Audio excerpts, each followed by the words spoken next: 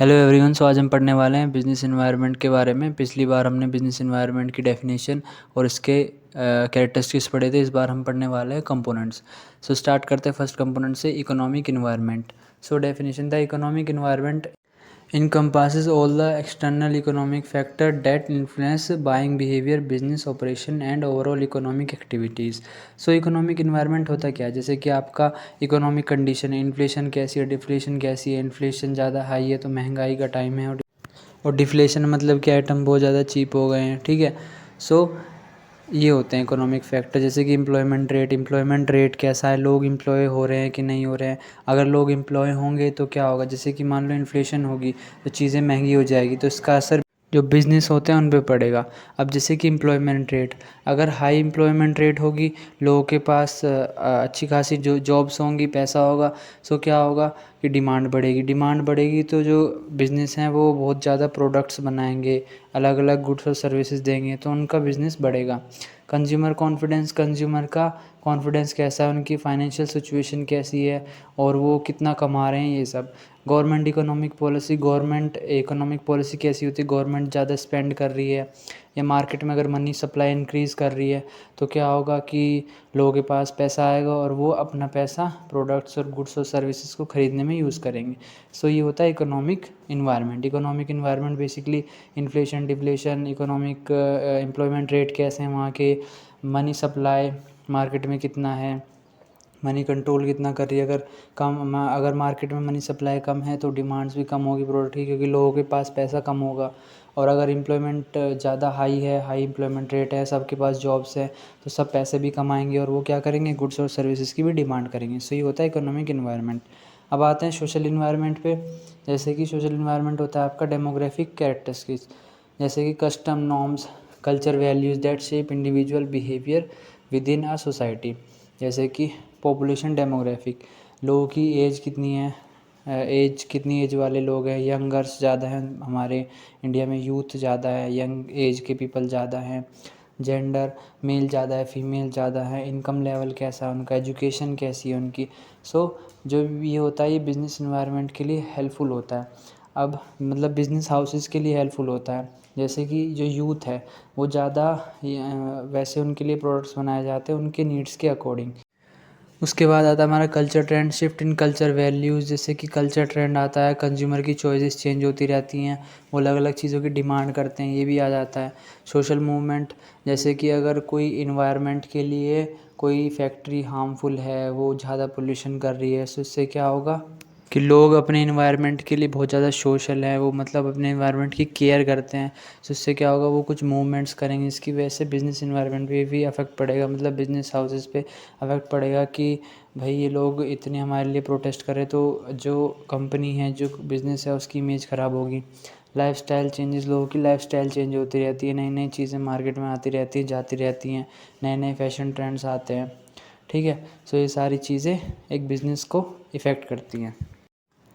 अगर मार्केट में नई चीज़ें आएंगी और बहुत जल्दी जल्दी ट्रेंड चेंज होते रहेंगे तो बिज़नेस को अडॉप्ट करने में भी टाइम लगेगा और वो जल्दी जल्दी अडॉप्ट नहीं कर पाएगा, जिसके लिए उसके लिए दिक्कत हो जाएगी फिर। और अगर लोग मूवमेंट्स करेंगे, बेसिकली सोशल इन्वायरमेंट आपका ये gender, social movements, environment friendly जो लोग हो जाते हैं, सोशल रिस्पॉन्सिबिलिटीज़ को अपनी ध्यान में रखते हैं। अब आता है पॉलिटिकल इन्वायरमेंट। पॉलिटिकल बेसिकली हमारा पॉलिटिकल जो सिस्टम है, हमारी पॉलिटिकल पार्टीज जो होती हैं, जैसे कि the political environment include all political factor like government policy, political stability and legal regulation date can affect business operation.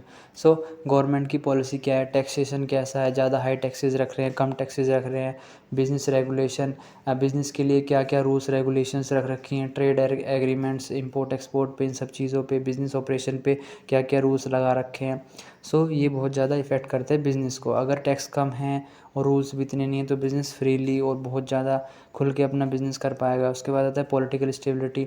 अगर जो एक कंट्री है उसके अंदर अगर पॉलिटिकल स्टेबिलिटी रहती है, अगर मार्केट में स्टेबिलिटी है, पॉलिटिकल पार्टी आ रही है बार बार और बार बार अच्छे से अपने काम कर रही है, एक पॉलिटिकल स्टेबिलिटी बन जाती है, जिसकी वजह से बिज़नेस को बहुत हेल्प मिलती है। लीगल फ्रेमवर्क, मतलब कि लॉज कैसे हैं वहाँ के, लेबर लॉज कैसे हैं, क्योंकि अगर लेबर लॉज अच्छे होंगे और क्या कहते हैं वो लेबर को फेवर करते होंगे और प्रोटेक्शन राइट्स उनके होंगे। तो इससे क्या होगा, एक बिज़नेस को भी इफ़ेक्ट पड़ेगा। अब वो एक्सप्लॉइट नहीं कर पाएंगे लोगों को, उनको उनका हक देना पड़ेगा। सो ये होता है। सो इंटेलेक्चुअल प्रॉपर्टी लॉज, सो ये वो लॉज होते हैं, अगर कोई बंदा इन्वेंशन करता है या कोई नई चीज़ बनाता है तो उसकी कोई चीज़ कॉपी नहीं कर पाएगा। सो ऐसे लीगल रूल्स रेगुलेशन बना दिए जाते हैं, क्योंकि बहुत बार होता है क्या है कि कोई बिज़नेस कुछ और कुछ बनाता है, उसका कोई कॉपी कर लेता है। सो ये होता है। सो गवर्नमेंट या हमारा जो पॉलिटिकल जो लीगल इन्वायरमेंट है उसके अंदर ऐसे लॉज बनाए गए हैं ताकि कोई किसी का जो प्रोडक्ट है या जो भी चीज़ है वो चोरी ना कर पाए, उसकी क्रिएटिविटी को यूज़ ना करे अपना प्रॉफिट करने के लिए। सो लीगल इन्वायरमेंट ये होता है, इनका बिज़नेस पे बहुत इफ़ेक्ट पड़ता है। ठीक है। सो अब हम करते हैं अपना last, technological environment. So technological environment basically technology से हमारा होता है रिलेटेड, जैसे कि technology advancement, breakthrough that can lead a new product और services can change industry dynamics. So जब भी कोई मार्केट में न्यू टेक्नोलॉजी आती है तो उससे क्या होता है कि चीज़ें चेंज हो जाती है एकदम से, जो प्रोडक्शन है वो भी इंक्रीज़ हो जाएगी अगर टेक्नोलॉजी अच्छी होगी और एफिशिएंटली काम कर पाएगी। सो ये भी बिज़नेस को अफेक्ट करती है। अगर टेक्नोलॉजी अच्छी होगी तो वो क्या करेगी कि बिज़नेस को क्या करेगी, उसकी एफिशिएंसी बढ़ाएगी, और रैपिड चेंज होती रहेगी तो इफ़ेक्ट करेगी, क्योंकि बिज़नेस एकदम से टेक्नोलॉजी अडॉप्ट नहीं कर पाएगा। रिसर्च एंड डेवलपमेंट में बहुत ज़्यादा हेल्प करेगी। इनोवेटिव एंड कंपटीशन को जीतने में हेल्प करेगी। जो दूसरी कंपनीज़ है वो कंपटीशन में खड़ी हुई हैं, अगर एक कंपनी के पास अपडेटेड टेक्नोलॉजी होगी तो वो उससे आगे और उससे अच्छा काम कर पाएगी।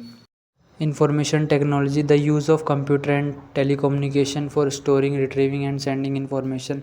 सो टेक्नोलॉजी इन्वायरमेंट ये भी हो रहा है कि जो कंप्यूटर्स हैं, टेलीकम्युनिकेशन यूज़ हो रहा है, हम डाटा को स्टोर कर सकते हैं, सेंड कर सकते हैं, ये भी बिज़नेस को इफ़ेक्ट करते हैं।